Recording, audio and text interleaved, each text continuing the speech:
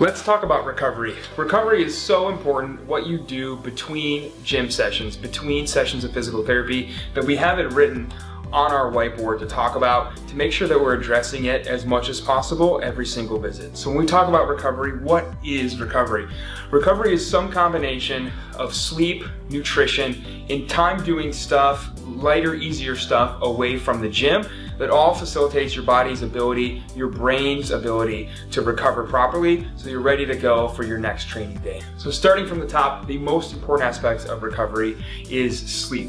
8 to 10 hours of really high quality deep sleep is optimal, especially if you're active. If you're doing CrossFit 4, 5, 6 days a week, Olympic weightlifting, powerlifting, running, whatever you're doing, if you're training more than 4 days a week, then we really need to make sure 8 to 10 hours of sleep is on board. A very, very active person needs at least 8 hours of sleep a day, possibly between 10 and 12, depending on how active you are.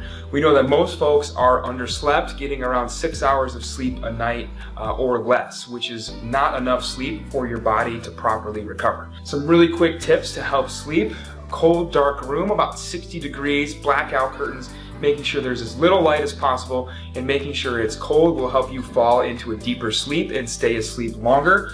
Things like heavy meals and alcohol, we want to cut that out at least 3 hours before bed. So we don't want to be eating dinner and then trying to go to sleep. Yes, you may fall asleep easily, but you'll find that your sleep quality is not as deep. You may find yourself waking up throughout the night or waking up earlier than you want to because you have just ate a heavy meal right before bed. And the same goes for drinking alcohol. So try to cut that out 3 hours before you go to bed. And then try to do things on your phone and your devices that block blue light. If you have an iPhone or a Mac, you have the night shift feature built in, which automatically dims and reddens your screen as the day goes on to help you avoid that blue light. If you have a PC computer, there's a program called Flux, F.lux, that you can install to help with red light. And there's various apps on Android devices as well. So make sure your devices all have these blue light blocking devices. Some folks find a lot of benefit as well from wearing blue light glasses when they use the computer or device late at night.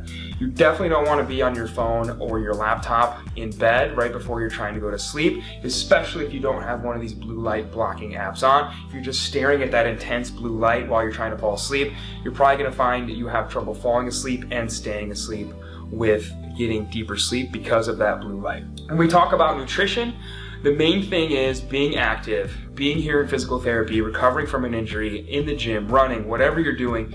We need to make sure we're getting enough protein. 0.8 grams to 1.7 grams per kilogram of ideal body weight of protein, which is probably more than you're currently getting.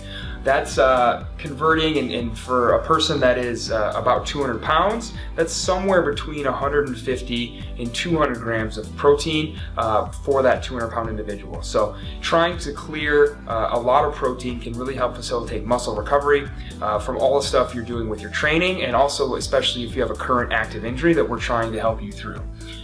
When we look at what else can help with pain, what else can we do throughout the day to reduce pain, reduce inflammation? Lots of green leafy vegetables. Kale, broccoli, asparagus, green leafy stuff.